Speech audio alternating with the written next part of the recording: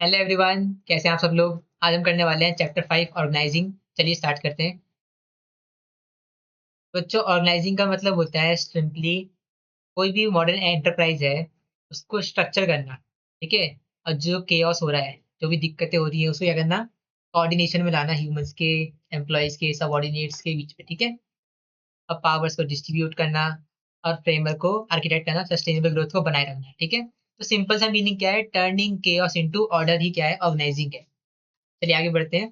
तो देखिए main definition क्या है ऑर्गेनाइजिंग की। ऑर्गेनाइजिंग भी क्या है, एक प्रोसेस है जो कि इनिशिएट करता है इम्प्लीमेंटेशन ऑफ प्लान। देखो, प्लानिंग में तो हमने प्लान बनाया है, उस प्लान को इम्प्लीमेंट कौन करेगा, अप्लाई कौन करेगा, वो करेगा ऑर्गेनाइजिंग प्रोसेस। ठीक है। तो इसमें होता क्या है, इसमें होता है identify and grouping work.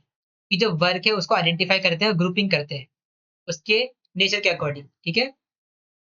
Finance वाला वर्क फाइनेंस डिपार्टमेंट में, मार्केटिंग वाला मार्केटिंग डिपार्टमेंट में, सेल्स वाला सेल्स डिपार्टमेंट में, प्रोडक्शन वाला प्रोडक्शन डिपार्टमेंट में। और यहाँ पर डिफाइन करते हैं और डेलीगेट करते हैं अथॉरिटी को, रिस्पॉन्सिबिलिटी को, है ना, और अकाउंटेबिलिटी को। और यहाँ पर रिलेशनशिप भी एस्टेब्लिश करते हैं, किसका, मैनेजर का सबॉर्डिनेट से। ठीक है। और यहाँ पर कंक्रीट एक्शन लिया जाता है प्लान्स के अकॉर्डिंग, और ह्यूमंस के एफर्ट्स को कोऑर्डिनेट करते हैं और असेंबलिंग करते हैं रिसोर्सेज को into a unified and productive whole. यानी कि अब जितने भी रिसोर्सेज हैं, ह्यूमन हो या फिजिकल रिसोर्सेज हो, उनका यूज करते हैं एज प्रोडक्टिविटी को बढ़ाने के लिए। ठीक है। अब देखिए सिंपल सा डायग्राम बनाया हुआ है, प्लान्स एंड गोल्स है, ह्यूमन रिसोर्स है, ऑर्गेनाइजिंग के थ्रू क्या हो रहा है, एक यूनिफाइड एंटरप्राइज बन रहा है। यानी कि रिसोर्सेज से और प्लान गोल से ही क्या बनता है, एंटरप्राइज बनता है, जुड़ करके। अब देखिए, अब ऑर्गेनाइजिंग प्रोसेस में बहुत सिंपल है, बहुत सिंपल। 4 स्टेप है। पहला आपका identification and division of work. दूसरा डिपार्टमेंटलाइजेशन। तीसरा असाइनमेंट ऑफ ड्यूटीज। चौथा एस्टेब्लिशिंग रिपोर्टिंग रिलेशनशिप। तो पहला आपका है identification and division of work. तो जो आपका वर्क है उसको आपको आइडेंटिफाई करना है, कौन सी कैटेगरी में है, कौन से नेचर में है। प्लस इसको आपको डिवाइड करना है वर्क को, ताकि आप स्पेशलाइज पर्सन जो है, इंडिविजुअल्स, उनको असाइन कर पाओ उस वर्क को काम करने के लिए। अगर एक वर्क को आप टुकड़ों में बांट देते हो, 3, 1, 2, 3, तो आप 3 पर्सन को ये काम दे सकते हो। ठीक है। जो कि उन काम करने में एक्सपर्टाइज हो, है ना, एक्सपीरियंस हो। सेकेंड आपका डिपेंटलाइजेशन। अब डिपार्टमेंटलाइजेशन का मतलब है ग्रुपिंग सिमिलर। यानी कि जो एक्टिविटीज सिमिलर नेचर की, इनको क्या करना है, ग्रुप करना है, डिपार्टमेंट्स में डालना है। जैसे बताया था मैंने आपको, sale department, finance department, marketing department, production department. ठीक है। थर्ड आपका है असाइनमेंट ड्यूटीज। देखिए, असाइनमेंट ऑफ ड्यूटीज का मतलब है यहाँ पर कि अब इंडिविजुअल्स को आपको बताना है कि आपको कौन से डिपार्टमेंट में क्या काम करना है। ठीक है। आपको ड्यूटीज असाइन करनी है। फोर्थ है आपका एस्टेब्लिशिंग रिपोर्टिंग रिलेशनशिप। आपको रिपोर्टिंग रिलेशनशिप क्या करना है, एस्टेब्लिश करना है, असाइन करना है। रिपोर्टिंग रिलेशनशिप का मतलब क्या है, अथॉरिटी टू रिस्पॉन्सिबिलिटी। यानी कि जो रिस्पॉन्सिबल पर्सन है वो क्या करेगा, वो अथॉरिटेटिव पर्सन जिनने ऑर्डर दिया है उसको क्या करेगा, रिपोर्ट करेगा, उसको रिपोर्ट करेगा। अब बच्चों, अकाउंटेबिलिटी का मतलब होता है जवाबदेही। यानी कि अगर कुछ काम गलत होता है तो उसका रिस्पॉन्सिबल कौन बनेगा, उसका जवाब कौन देगा, जो काम कर रहा है वो जवाब देगा। इसको जवाब देगा जिसके पास अथॉरिटी है ना। अब आपकी इंपॉर्टेंस आ गई है, तो इंपॉर्टेंस देखिए। पहली, दूसरी, तीसरी, चौथी, पांचवी, छठी और सातवीं। तो देखिए, अब ऑर्गेनाइजिंग क्या है, ऑर्गेनाइजिंग एक स्पेशलाइजेशन प्रोसेस है जिसमें आप स्पेशलाइज वर्क को स्पेशलाइज पर्सन को बांट देते हो, है ना, डिवीजन करने के बाद, डिपार्टमेंटल करने के बाद। सेकंड आपको क्लैरिटी। अब इससे होता क्या है, ऑर्गेनाइजिंग से क्लैरिटी आती है, लोगों को क्या काम करना है, किस डिपार्टमेंट में काम करना है। थर्ड है रिसोर्सेज यूटिलाइजेशन। अब जो रिसोर्सेज है, ह्यूमन हो या फिजिकल हो, सबका यूटिलाइजेशन अच्छे से होता है। फोर्थ है अडेप्टेशन। अडेप्टेशन अडेप्टेशन का मतलब है कि जितने भी रिसोर्सेज हैं वो क्या हो रहे हैं, अडेप्ट हो पा रहे हैं। क्या हो पा रहे हैं, अडेप्ट हो पा रहे हैं अच्छे से। अब अच्छे से बोला जाए, यानी कि जितने भी रिसोर्सेज हैं, जिनको जिस तरह से काम करना चाहिए प्लान के अकॉर्डिंग, पहले तो उसी वर्बल फॉर्मेट में थे, थ्योरी में थे, पेजेस में थे, लेकिन अब वो एक्चुअल में क्या हो रहे हैं, एक्चुअल में अब वो बिजनेस इन्वायरमेंट के अकॉर्डिंग बिजनेस में ही क्या कर रहे हैं, काम कर पा रहे हैं, है ना। फिफ्थ है आपका एक्सपेंशन। एक्सपेंशन का मतलब है कि अब आपकी जॉब्स, डिपार्टमेंट की लाइन, प्रोडक्ट की लाइन क्या हो रही है, इंक्रीज हो रही है। अब प्रोडक्ट की लाइन से मतलब क्या है, एक फैक्ट्री है, एक कंपनी है जो कि बनाती है शैम्पू। ठीक है। अब उन्हें शैम्पू से स्टार्ट कर दिया सोप्स में। ठीक है। तो वो क्या रहा है, देखो, एक प्रोडक्ट से दूसरे प्रोडक्ट में जा रहे हैं। तो जितने सारे प्रोडक्ट्स की वैरायटी होगी उसे बोलते हैं प्रोडक्ट लाइन। ठीक है। अब है पर्सनल डेवलपमेंट। अब जो एम्प्लॉय की डेवलपमेंट कैसे होगी, अगर जब उनको डेलीगेशन करोगे अथॉरिटी को, उनको अथॉरिटी बांटोगे, उनको डिसीजन लेने की पावर दोगे, तो उन पे रिस्पॉन्सिबिलिटी आएगी, अकाउंटेबिलिटी आएगी, और वो अपना अपने आप को इम्पोर्टेंट समझेंगे ऑर्गेनाइजेशन के लिए, और जिससे कि जब वो डिसीजन लेंगे, एक्टिविटी करेंगे, तो उनका क्या होगा, डेवलपमेंट होगा रियल लाइफ एक्सपीरियंस के थ्रू। फिर आपका 7th पॉइंट है इफेक्टिव एडमिनिस्ट्रेशन। इफेक्टिव एडमिनिस्ट्रेशन का मतलब है clear job description, eliminate confusion. यानी कि जो भी इफेक्टिव एडमिनिस्ट्रेशन है, इसमें जॉब डिस्क्रिप्शन क्या होता है, क्लियर होता है एम्प्लॉय को, और जो एलिमिनेट होता है कंफ्यूजन, वो अच्छे से हो जाता है। मान लीजिए अगर आपको बोला कि आपको ये काम करना है, इस डिपार्टमेंट में करना है, और इतने दिन में करना है, इतने दिनों में करना है, ठीक है, आपकी ड्यूटी ये है, तो क्या हो गया, कंफ्यूजन पूरी तरह से दूर हो गया, और जो इंस्ट्रक्शन है वो क्लियरली मिले हैं, यानी जॉब डिस्क्रिप्शन क्लियरली आपको दिया गया है ऑर्गेनाइजिंग वाले प्रोसेस में। अब बताया गया आपको स्पैन ऑफ मैनेजमेंट। देखो बच्चों, स्पैन ऑफ मैनेजमेंट से पहले जानना पड़ेगा ऑर्गेनाइजेशन स्ट्रक्चर। देखो तो ऑर्गेनाइजेशन स्ट्रक्चर क्या होता है, ऑर्गेनाइजेशन स्ट्रक्चर है tangible outcome of organising process, यानी कि जो आपने ऑर्गेनाइजिंग प्रोसेस किया था ना, उसका टेंजिबल आउटकम में क्या है, ऑर्गेनाइजेशन स्ट्रक्चर। तो ऑर्गेनाइजेशन स्ट्रक्चर में दो आते हैं पॉइंट, दो नहीं मल्टीपल पॉइंट आते हैं। तो उससे पहले जान लीजिए स्पेन ऑफ मैनेजमेंट। तो देखिए स्पेन ऑफ मैनेजमेंट का मतलब है how many can one person lead, यानी कि एक पर्सन कितने लोगों को लीड कर सकता है, वही क्या है, स्पेन ऑफ मैनेजमेंट। और उससे ही बना है स्ट्रक्चरल फ्रेमवर्क। देखिए ये पर्सन है, इनके नीचे ये लोग पर्सन है, फिर इनके नीचे ये लोग पर्सन है, फिर इनके नीचे ये लोग पर्सन है। तो ये हो क्या रहा है कि ये व्यक्ति कितने लोगों को मैनेज कर पा रहा है, इतने लोगों को। ये व्यक्ति कितने लोगों को मैनेज कर पा रहे हैं, इतने लोगों को। और ये व्यक्ति कितने लोगों को मैनेज कर पा रहा है, इतने लोगों को। तो स्पेन ऑफ मैनेजमेंट से मिलकर क्या बना है, ऑर्गेनाइजेशनल स्ट्रक्चर। जितना ही स्पेन ऑफ मैनेजमेंट ज्यादा होगा, उतना ही ऑर्गेनाइजेशन स्ट्रक्चर क्या होगा, कम होगा। जितना स्पेन ऑफ मैनेजमेंट कम होगा, उतना ही ऑर्गेनाइज स्ट्रक्चर क्या होगा, लेंदी होगा। ठीक है। अब आता है financial structure, sorry functional structure और डिविजनल स्ट्रक्चर। तो देखो फंक्शनल स्ट्रक्चर क्या होता है, जब भी आप ग्रुपिंग करते हो किसके बेसिस पे, फंक्शंस के बेसिस पे, जैसे प्रोडक्शन वाला फंक्शन, मार्केटिंग वाला फंक्शन और फाइनेंस वाला फंक्शन। जब इनके बेसिस पर क्या करते हो, ग्रुपिंग करते हो, डिपार्टमेंट बनाते हो, तब बोलते हैं फंक्शनल स्ट्रक्चर। वहीं पर जब आप डिवीजन के बेसिस पे क्या करते हो, स्ट्रक्चरिंग करते हो, ग्रुपिंग करते हो, ठीक है, तब उसे बोलते हैं डिविजनल स्ट्रक्चर। जैसे कि आपने कॉस्मेटिक वाले डिपार्टमेंट को अलग कर दिया, गारमेंट्स वाले डिपार्टमेंट को अलग कर दिया, अब फूड वाले डिपार्टमेंट को अलग कर दिया। ठीक है। तो ये क्या है, ये है डिविजनल स्ट्रक्चर।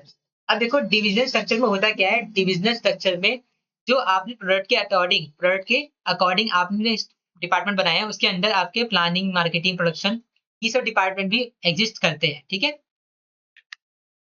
अब डिफरेंस जानेंगे। डिफरेंस देखो कि ये फंक्शंस की बेसिस बढ़ता है और ये प्रोडक्ट लाइन के बेसिस पे बढ़ता जाता है।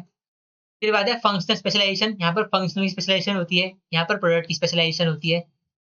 रिस्पॉन्सिबिलिटी, यहाँ पर रिस्पॉन्सिबिलिटी फिक्स करना मुश्किल है, यानी कि जितने डिपार्टमेंट है वो बोल देंगे भाई मार्केट डिपार्टमेंट की गलती है, फंक्शन फाइनेंस डिपार्टमेंट बोल देगा कि प्रोडक्शन डिपार्टमेंट की गलती है। ठीक है। तो यहाँ पर जो रिस्पॉन्सिबिलिटी फिक्स करना मुश्किल है, लेकिन जो डिविजनल स्ट्रक्चर होता है उसमें रिस्पॉन्सिबिलिटी फिक्स करना आसान है कि गलती किसकी है, क्योंकि डिपार्टमेंट के अंदर ही क्या है, फाइनेंशियल प्लानिंग, ये सब एक साथ ही है।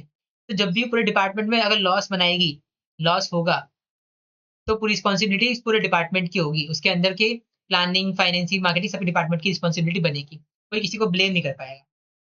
मैनेजरियल डेवलपमेंट डिफिकल्ट होता है यहाँ पर, और यहाँ पर ईजियर होता है। कॉस्ट यहाँ इकोनॉमिकल होती है, यहाँ कॉस्ट महंगी होती है, क्योंकि हर डिपार्टमेंट फाइनेंस डिपार्टमेंट है। अगर यहाँ पर प्रोडक्ट लाइन 3 है, तो हर किसी में फाइनेंस डिपार्टमेंट होगा, हर किसी में। तो इससे होता क्या है, इससे कॉस्ट ज्यादा आती है। ठीक है। रिसोर्सेज का डुप्लीकेशन हो जाता है। Coordination difficult for multi products और इजी फॉर ऑल फंक्शंस, यानी कि जो कोऑर्डिनेशन है वो क्या है, बहुत डिफिकल्ट है मल्टी प्रोडक्ट्स के लिए, है ना। और जो डिविजनल स्ट्रक्चर है वो क्या है, इजी है बहुत फंक्शंस के लिए। अब देखिए फॉर्मल ऑर्गेनाइजेशन क्या होती है और इनफॉर्मल ऑर्गेनाइजेशन क्या होती है।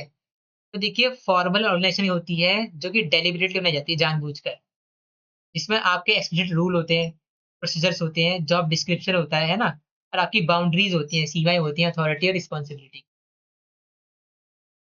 इनफॉर्मल स्ट्रक्चर होते हैं जो कि सोशल नेटवर्क से बन जाते हैं, सोशल रिलेशनशिप से बन जाते हैं।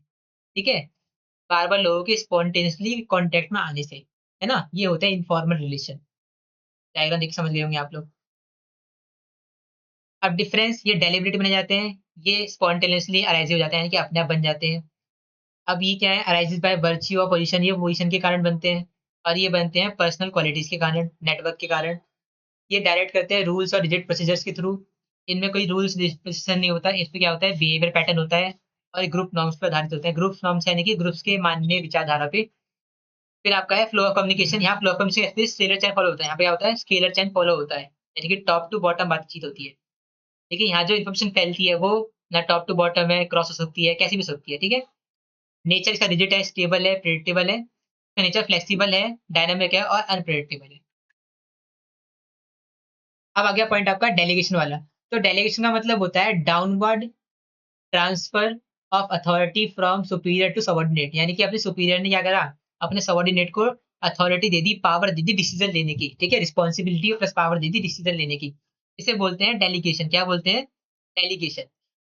मतलब कि रिस्पॉन्सिबिलिटी यानी अथॉरिटी, अथॉरिटी को ट्रांसफर करना सुपीरियर टू सबऑर्डिनेट, ठीक है। अब कोई मैनेजर काम नहीं करना चाहता तो वो काम किसी कर देगा, वो काम ट्रांसफर कर देगा अपने जूनियर को अथॉरिटी के साथ में, कुछ डिसीजन मेकिंग पावर के साथ में, ताकि वो जूनियर मैनेजर के बदले वो काम कर पाए और मैनेजर अपना काम किसी और चीजों में ज्यादा ध्यान दे पाए, है ना, छोड़ करके। अब देखते हैं आगे। आगे तीन कंपोनेंट आते हैं डेलीगेशन में, एक तो अथॉरिटी, एक रिस्पॉन्सिबिलिटी और एक अकाउंटेबिलिटी। तो अथॉरिटी का मतलब क्या है, राइट टू कमांड यानी कि राइट टू डिसीजन मेकिंग। और रिस्पॉन्सिबिलिटी का मतलब है obligation of subordinate to properly perform the assign duty, यानी कि जो अथॉरिटी मिली है उससे आप डिसीजन दे सकते हैं, रिस्पॉन्सिबिलिटी से आपको जो डिसीजन मिला है उसको प्रॉपर फॉलो करना है, वो है आपकी रिस्पॉन्सिबिलिटी। और अकाउंटेबिलिटी मतलब होता है being answerable for the final outcome. अगर आउटकम अच्छा आया या बेकार आया तो उसका जवाबदेही कौन होगा, उसको जवाब कौन देगा उस आउटकम के लिए, तो वो जवाब देगा आपका अकाउंटेबल पर्सन, ठीक है। मोस्टली केसेस में रिस्पॉन्सिबल अकाउंटेबल पर्सन सेम होते हैं ना, मोस्टली केसेस में, हर जगह नहीं। फिर आपको आता है इंपॉर्टेंस ऑफ डेलीगेशन। डेलीगेशन की इंपॉर्टेंस क्या है? तो डेलीगेशन की इंपॉर्टेंस है इफेक्टिव मैनेजमेंट होता है। अगर जब भी आप डेलीगेशन करते हो अथॉरिटी का तो क्या होता है, इफेक्टिव मैनेजमेंट होता है, ठीक है। रूटीन वर्क जो है सबऑर्डिनेट कर लेते हैं, मैनेजर अपने मेन वर्क पे ध्यान दे पाता है। एम्प्लॉय मैनेजमेंट, एम्प्लॉय मैनेजमेंट हो पाता है। टैलेंट गेन होता है ना, जो सबऑर्डिनेट उनको एक मैनेजर लेवल का एक्सपीरियंस मिल पाता है। मोटिवेशन, मोटिवेशन मिलता है सबऑर्डिनेट को कि भाई उसे बड़े काबिल काम करने को मिल रहा है ना। और फैसिलिटेशन का मतलब होता है ग्रोथ, यानी कि उसे ग्रोथ का मिलता है, उसे ट्रेनिंग मिल रही है। अगर आप देखा जाए तो उसे एक्चुअल लाइफ में क्या मिल रही है, रियल लाइफ ट्रेनिंग मिल रही है, रियल लाइफ एक्सपीरियंस मिलता है। फिर आपका बेसिस ऑफ हायरार्की, और ये जो आपका बेसिस ऑफ हायरार्की इंक्रीज करता है। कभी आपको मैनेजर पोजीशन फिल करनी हो तो आपको बाहर से लोग हायर नहीं करने पड़ेंगे, आपको अपने सबऑर्डिनेट को ही ट्रांसफर करना होगा, प्रमोशन देना होगा मैनेजर पोजीशन पे, क्योंकि वो ऑलरेडी ट्रेंड है रियल लाइफ एक्सपीरियंस के साथ में। अब है डिसेंट्रलाइजेशन और सेंट्रलाइजेशन। तो आप डायग्राम से समझिए। सेंट्रलाइजेशन का मतलब है जहाँ पर डिसीजन मेकिंग पावर क्या हो, सेंटर में हो। और डिसेंट्रलाइजेशन मतलब है डिसीजन मेकिंग पावर क्या रखी हो, बांट रखी हो, है ना, डिफरेंट डिफरेंट लेवल्स पे डिसीजन मेकिंग पावर्स को फैला रखा हो, वो है आपका डिसेंट्रलाइजेशन।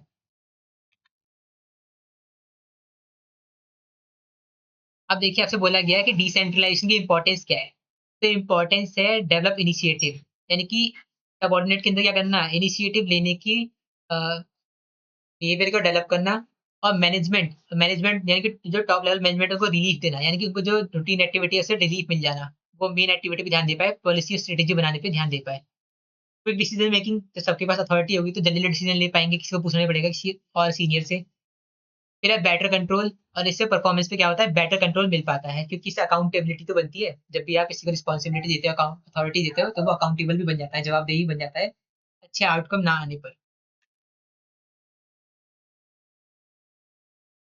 ये बोला गया organising is not a single act, ये आप खुद पढ़ेंगे और कमेंट सेक्शन में बताएंगे इसका एक मीनिंग समरी, ठीक है। आगे बढ़ते हैं। और इसके साथ आपका चैप्टर कंप्लीट हो गया है, वो हम मिलेंगे नेक्स्ट वीडियो में। Bye bye.